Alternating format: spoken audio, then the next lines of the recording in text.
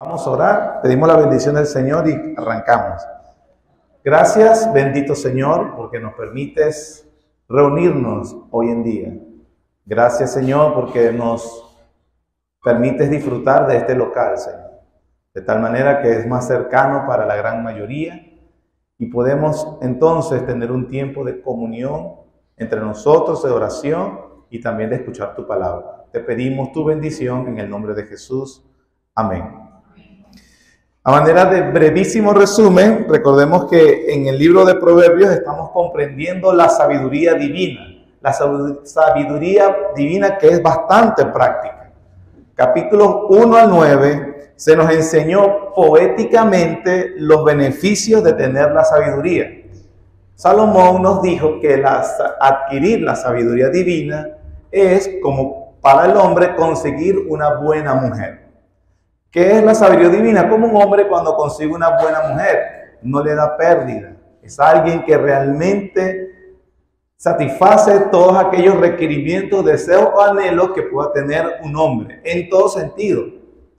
También igual como una mujer que consiga a un buen hombre, quien no es pleno feliz al tener una persona que su compañero sea alguien bueno, de verdad, un noble, un cristiano, alguien responsable, alguien que va a la piedad.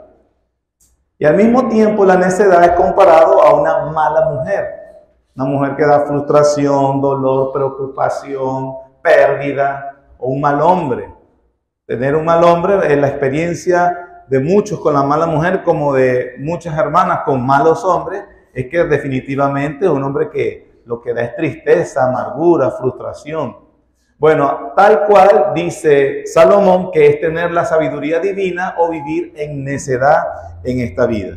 A partir del capítulo 10 se nos dice cómo se adquiere. No es algo pasivo, no es algo sino que algo que uno busca, escucha y que se practica. Que se debe uno apropiar de los consejos que nos enseña la sabiduría divina.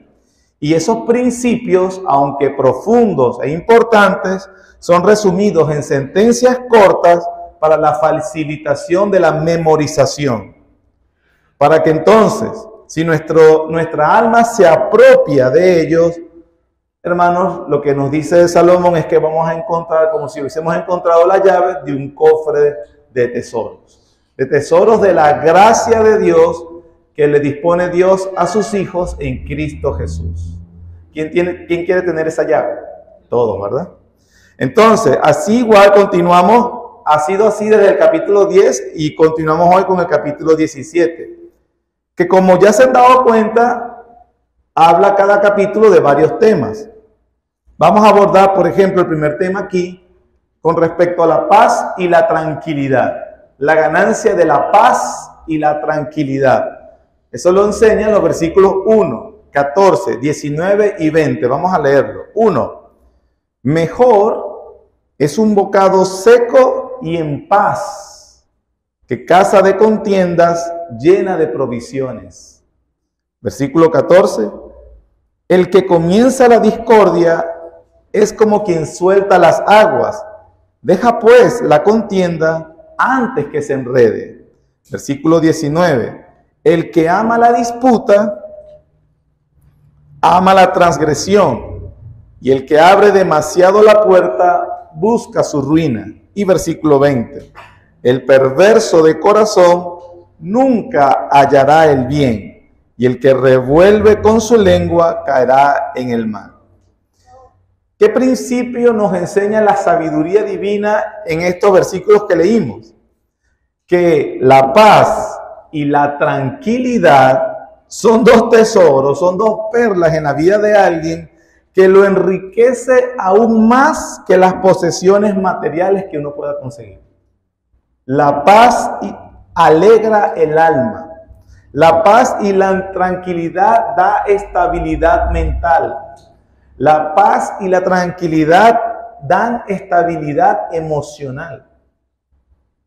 Es decir, la sabiduría divina nos instruye a que no sacrifiquen la paz o la tranquilidad por nada de este mundo.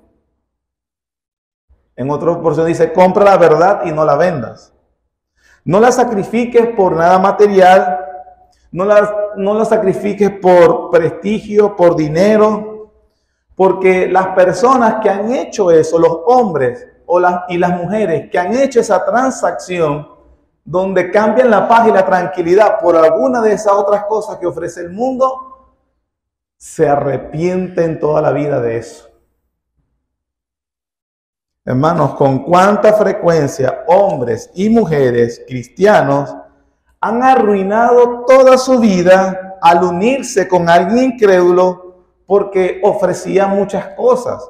Ofrecía, cónchale, pero vamos a perder esa oportunidad, mira el dinero que tiene.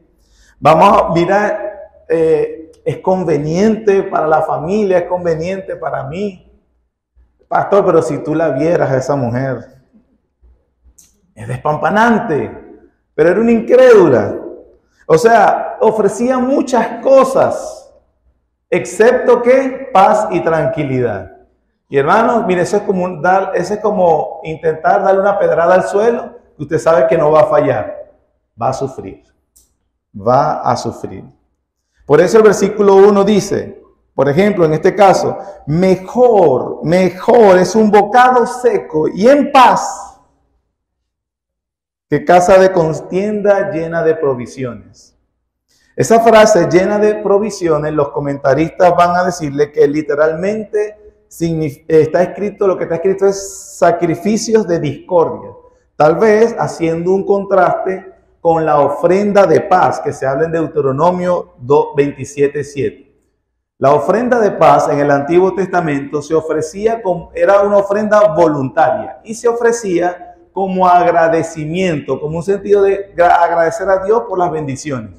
Un contraste en nuestra sociedad hoy, así no sea incrédulo, ¿qué pasa cuando una persona, por ejemplo, mi hijo se graduó de la universidad, o me voy a casar, o me compré una casa nueva, me compré un vehículo nuevo, me ascendieron al trabajo un buen sueldo? ¿Qué es lo que por lo general hace la gente? Una celebración. Y invita a la familia o a los amigos cercanos, vamos a celebrar, mira la casa que me compré. Esa celebración, básicamente en el Antiguo Testamento, era eso, porque la ofrenda de paz se debía ofrecer según la posibilidad económica en un toro, una cabra o un cordero. Pero a diferencia de otras ofrendas, por ejemplo, el holocausto, que se ponía todo en el altar, porque el holocausto significa consagración de todo. La ofrenda de paz, una parte era para el altar o para el sacerdote y la otra parte de la carne era para el que ofrendaba ofrecía la ofrenda. Se la llevaba a su casa y hacía un banquete. Como en ese tiempo no había refrigeración, era mucha carne y era familia, amigos, vamos a celebrar. La carne en aquel tiempo no era común comerla, era algo muy costoso. Por lo tanto, era una casa donde había celebración, recuerden. Entonces, todo el mundo disfrutando, hay abundancia, hay carne, hay bebida, hay de todo. Y entonces como que eso debe estar todo bien, porque a esa persona le fue bien, una bendición de Dios. Sin embargo, como hoy en día, a pesar de que una persona esté celebrando, no significa por eso que está en la bendición de Dios. Y aunque estos hombres pudieran ofrecer un sacrificio de paz como una manera de reconocer, bueno, gracias a Dios, me fue bien en tal cosa, no significaba que esa persona estaba bien con Dios. Una casa llena de sacrificios, que dice el versículo 1, mejor es el bocado seco que casa de contienda llena de provisiones, es decir, aunque abundaba la provisión, abundaba la carne, que era muy escasa y muy costosa. Sin embargo, aunque había ese enriquecimiento material, había escasez de la presencia de Dios. Por más que hubiese fiesta y por más que hubiese buenas cosas, no significaba que estaba la bendición de Dios ahí. ¿Por qué, hermanos? Porque resulta que a veces la abundancia material no es necesariamente sinónimo de bendición de Dios. Y el proverbista en la sabiduría divina nos está diciendo, a veces entiende, creyente, un bocado seco pero en paz es mejor que una casa llena de provisiones pero donde no mora la gracia divina. Nosotros, ¿verdad? O el hombre naturalmente cree que tener bienes, abundancia de bienes, salud, confort, es algo que seguramente todos deseamos. Y nosotros creemos que alguien que posee en buena medida esas cosas necesariamente es feliz.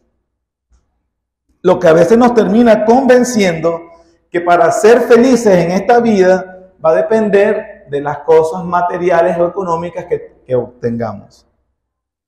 Nos convencemos de que la prosperidad es necesariamente buena y bendición de Dios, y la adversidad y a veces la escasez es necesariamente mala. La prosperidad es bendición de Dios, la adversidad es maldición de Dios. Este proverbio, como muchos otros, contradice esa manera de pensar. No es verdad. A veces la abundancia de cosas materiales no necesariamente es tener la bendición de Dios. Mejor es 1000 veces tener un bocado seco, pero en paz, que casa de contienda llena de provisiones. No lo tienen que buscar, pero una hoja antes, en Proverbios 15, 16 y 17, dice lo mismo. Dice, 16, mejor es lo poco en el temor de Jehová que el gran tesoro donde hay turbación. 17, mejor es la comida de legumbres donde hay amor que de buey engordado donde hay odio. Una vez tras vez, el Salomón o Dios usando a Salomón para transmitirnos la sabiduría divina, enseñándonos que, cuidado, aprende la sabiduría divina. Prosperar económicamente no necesariamente es la bendición de Dios. Y alguien que amase económicamente abundancia no necesariamente es feliz. En Eclesiastés 6, 2 y 3 se nos dice precisamente ese mismo principio, se nos repite. Primero el capítulo 5, versículo 10 dice, el que ama el dinero no se saciará de dinero, y el que ama el mucho tener no sacará fruto. El que ama el dinero no se saciará de dinero. El que ama mucho tener no sacará fruto. Capítulo 6 de Eclesiastés, versículos 2 y 3. O a partir del 1. Hay un mal que he visto debajo del cielo y muy común entre los hombres. El del hombre a quien Dios da riquezas, bienes y honra. Hermano, ¿a quién no le gustaría ser rico y famoso? Naturalmente nuestra respuesta es yo. Bueno, aquí dice Salomón, hay un mal que yo he visto muy común, el del hombre a quien Dios da riqueza y bienes y honra, y nada le falta de todo lo que su alma desea, pero Dios no le da facultad de disfrutar de ello. Este principio, esta sabiduría divina, tú no lo consigue usted en el mundo, sino que lo disfrutan los extraños. Esto es vanidad y mal doloroso. Dejen Eclesiastés 6, está ahí, ahorita vamos otra vez para allá. Pero en la sabiduría divina se nos enseña, Dios a veces le da a alguien todo lo que desee su alma, pero no le da la capacidad de disfrutarlo. ¿Por qué, hermanos? Porque abundancia de bienes materiales no necesariamente es la bendición de Dios.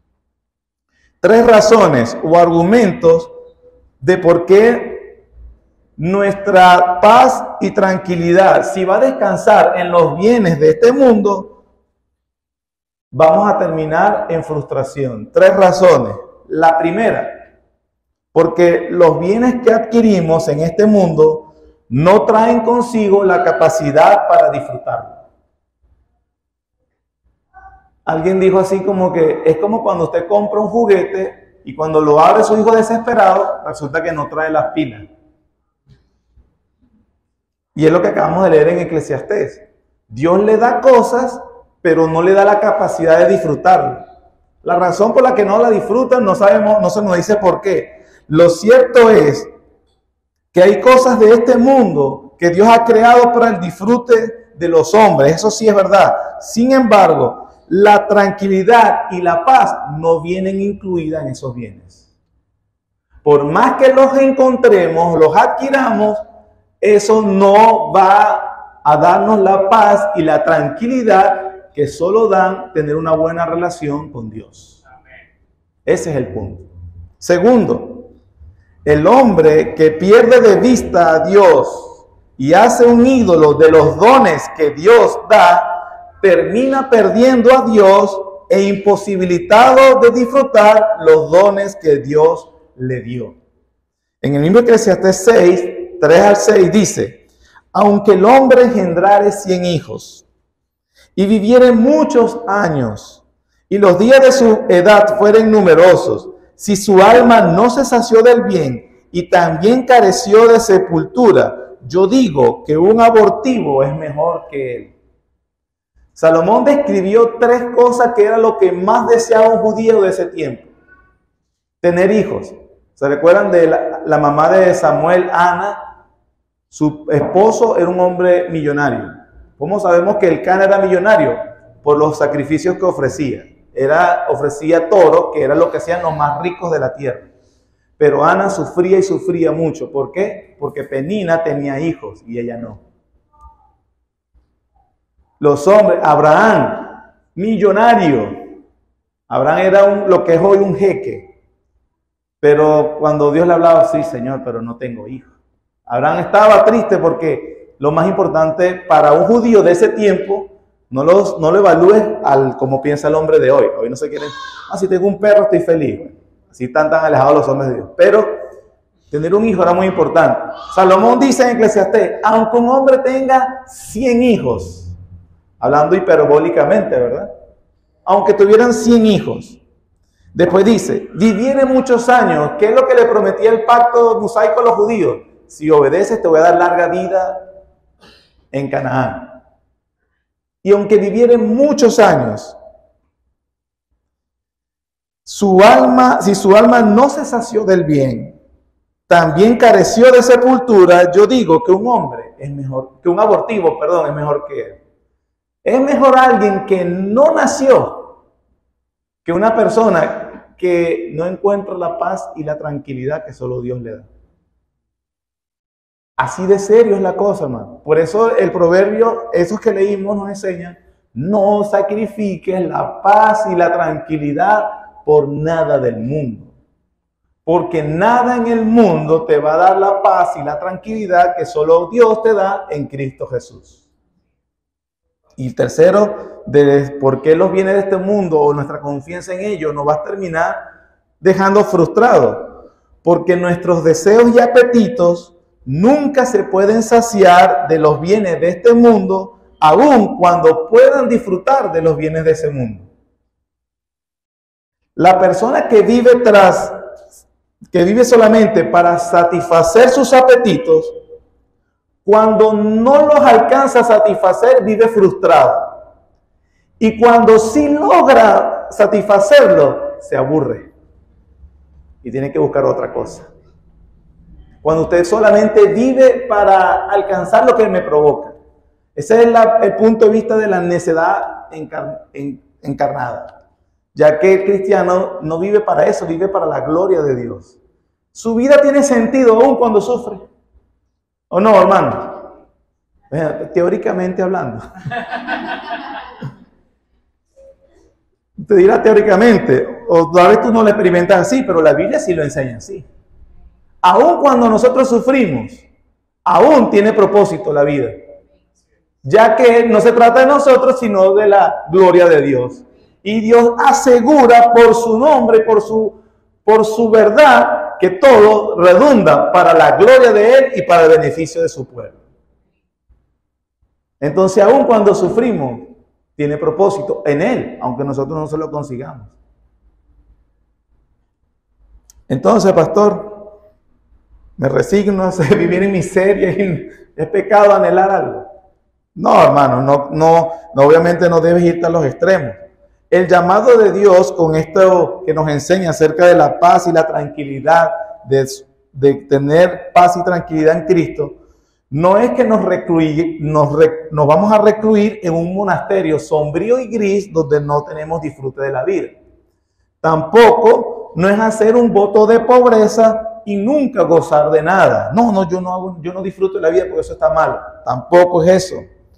No es latigarnos a nosotros mismos resignándome a la miseria en la que estoy viviendo en este momento. Por ejemplo, si estuvieras viviendo en miseria. Ese no es el llamado de Dios. El llamado de Dios es colocar a Dios en el centro de nuestras vidas, poder vivir el presente satisfechos, gozosos y felices, sabiendo de que el don más grande que Dios nos ha dado no es la casa nueva, no es el vehículo nuevo, no es el matrimonio, no son los hijos. El don más grande es conocerlo a Él a través de Jesucristo. Nada nos va a quitar eso. Y eso da paz y tranquilidad.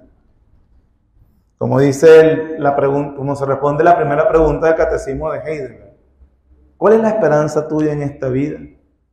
La voy a parafrasear, no me recuerdo todo exactamente, pero ella empieza que yo no me pertenezco a mí mismo, sino a mi fiel Salvador Jesucristo, quien con preciosa sangre cubrió todos mis pecados, que ha prometido que todas las cosas de este mundo no me dañarán, antes deben servir para mi salvación, que por su Espíritu Santo me asegura la vida eterna y que todas las cosas servirán para mi santificación.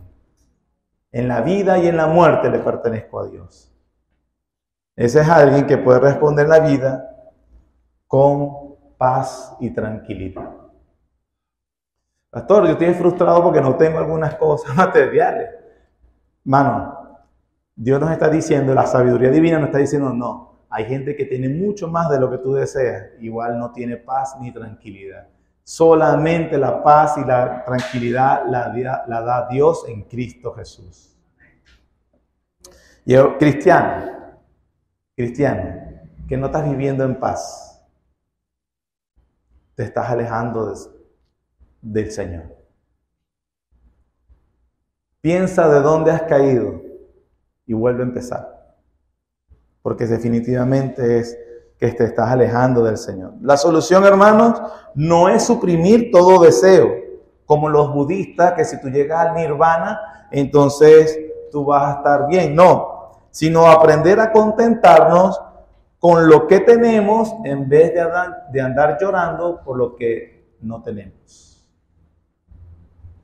Un puritano, Charles Bridges, dijo de este versículo: el rocío secreto de la bendición del Señor trae la rica ganancia de la quietud y el contentamiento piadoso y proporciona una comida santificada y una casa bien equipada en la vivienda más pobre. Lo repito, el rocío secreto de la bendición del Señor. ¿Cómo ese hombre que vive en pobreza o esa mujer en pobreza tiene más paz que yo? Porque hay un rocío secreto de la bendición del Señor que trae rica ganancia de quietud y contentamientos piadosos. Proporciona una comida santificada. La legumbre, el pan seco es mejor. Y una casa más cómoda en cualquier vivienda más pobre. Pero tiene la bendición del Señor. Eso es lo que podemos. Digamos que estoy en un lado del espectro de lo que he explicado. Digamos que estoy en el otro lado. Soy una persona muy próspera. Entonces, pastor, me está diciendo que ser próspero es malo. Entonces, porque me arrepiento de tanto dinero que tengo, de tantas posesiones que he adquirido. No necesariamente. Pablo lo dijo en primera carta a Timoteo, capítulo 6. Primera carta de Pablo a Timoteo, capítulo 6. Versículos 17 al 19, dice: a los ricos de este siglo, está hablando la iglesia de Éfeso, la iglesia tenía cristianos ricos, a los ricos de este siglo, manda que no sean altivos, ni ponga la esperanza en las riquezas, las cuales son inciertas, sino en el Dios vivo, que nos da todas las cosas en abundancia para que las disfrutemos. O sea, que hermanos en Cristo son ricos o tienen abundancia de bienes porque Dios se los dio. Y se los dio en abundancia, dice Pablo, para que lo disfruten. No hay problema de disfrutar la abundancia que Dios permite. Sin embargo, no pongan la esperanza en las riquezas. Versículo 18, que hagan bien, que sean ricos en buenas obras, dadivosos, generosos, atesorando para sí buen fundamento para lo porvenir, que echen mano de la vida eterna. Entonces, el problema no es el dinero en sí, sino la facilidad con que se convierte un ídolo del corazón. ¿Cómo es eso que se convierte un ídolo del corazón? Cuando le damos al dinero o las posesiones la única fuente de nuestra paz, de satisfacción y seguridad, en vez de que sea Dios en Cristo. Así que, hermanos, en primer lugar, el tiempo se fue, la paz y la tranquilidad. Pero los otros 3 versículos, lo voy a decir muy breve, no voy a durar lo mismo, vamos a terminar, nos hablan también de cómo es importante no perder la paz y la tranquilidad. Y aquí es suprimiendo la ira. Versículo 14 de Proverbios 17. El que comienza la discordia es como quien suelta las aguas. Deja pues la contienda antes que se enrede. Es decir, si tú ves que hay un conato de pelea, vete de ahí. No dejes que se está empezando la grieta, ¿verdad? Un tanque, una pequeña grieta, pequeñita. ¿Qué pasa con esa pequeña grieta? Toda la fuerza del agua que contiene ese tanque apunta en esa grieta. ¿Qué tiene que hacer uno si es sabio? Mejor la reparo rápido. Si me hago el loco, ¿qué va a pasar? Se va todo por ahí, se va a ir todo. Entonces, cuando veamos indicios, Salomón está diciendo, suprime la ira. No dejes, cuando comiences a sentir la ira, ¿verdad? Que me está hirviendo la cosa. Ahí es donde deja la contienda. No sacrifiques la paz y la tranquilidad. Versículo 19. El que ama la disputa, ama la transgresión. El que abre demasiado la puerta, busca su ruina. Versículo 20. El perverso de corazón nunca hallará el bien. Y el que revuelve con su lengua caerá en el mal. Es decir, la tranquilidad y la paz se pueden perder por emociones descontroladas, sobre todo en este caso la ira. ¿Qué nos está diciendo la sabiduría divina, hermanos? Que decidamos luchar, mortificar el pecado de la ira. Es un pecado. Hermanos, hay algo que debo cambiar. Y así te lo dicen así tan alegre. Es que soy iracundo. Hermano, es como que le diga, hermano, mire, ore por mí, me la paso blasfemando el nombre de Dios. Ore por mí, soy un adúltero, pero sin control. No, o sea, porque me lo vas a decir así riendo, con tanta ligereza. Es un pecado, hermano, que ofende la santidad de Dios. La persona que responde mal, se ofusca, se enceguece, no entiende razones. Es exagerado para retribuir un agravio si es que lo sufrió. Es el papá que maltrata con sus palabras a sus hijos. El papá o el esposo o la esposa que maltrata a su cónyuge con sus palabras. No es necesario golpear físicamente para hacer daño, hermano. Es la persona que veja, humilla y aplasta a los hermanos. La Biblia dice, sus palabras son como golpes de espada. La sabiduría divina nos enseña que el hombre sabio trabaja fuertemente en sofocar el inicio de cualquier discordia.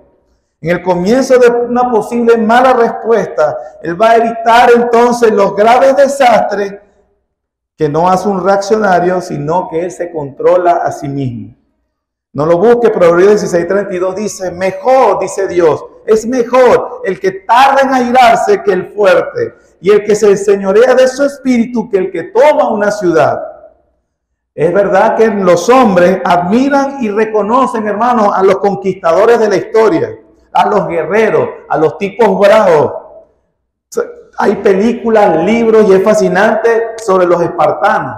Si saben, conocen la guerra de Esparta, aquella famosa película 300, tipos bravos, nada, no sé los persas quieren conquistar nuestra amada Grecia y Esparta estaba y no, vamos 300 nada más, peleamos contra un ejército. Wow, esos tipos son bravos. Se admira y se hacen películas de los samuráis japoneses, el honor, la fuerza, la habilidad que tenían. Los vikingos que defendían sus tierras y también que eran unos saqueadores empedernidos. ¡Wow! ¡Qué tremendo! La sabiduría divina viene, voltea todos los valores del hombre y nos dice, no, es mejor alguien que se controla a sí mismo. Para Dios tiene más valor eso, hermano. Es mejor el que evita un pleito. Dios nos manda, controla tu ira, controla tu lengua, controla tus emociones.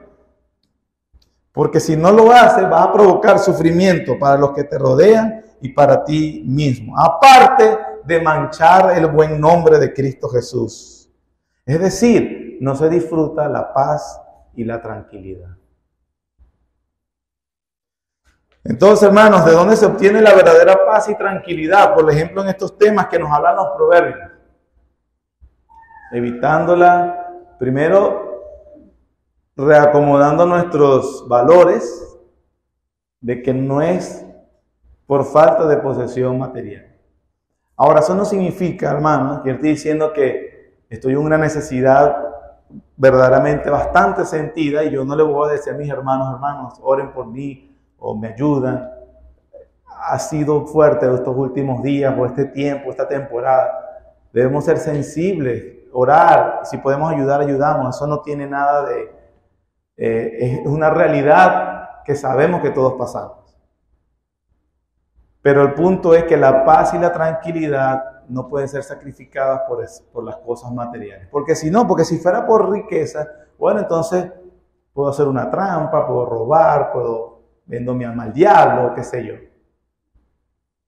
Pero eso no me dará paz y tranquilidad. Y lo otro es suprimir la ira. Es mejor evitar un pleito. Alguien dijo una vez, es mejor perder una discusión que perder un amigo. A veces será mejor no involucrarse en discusión.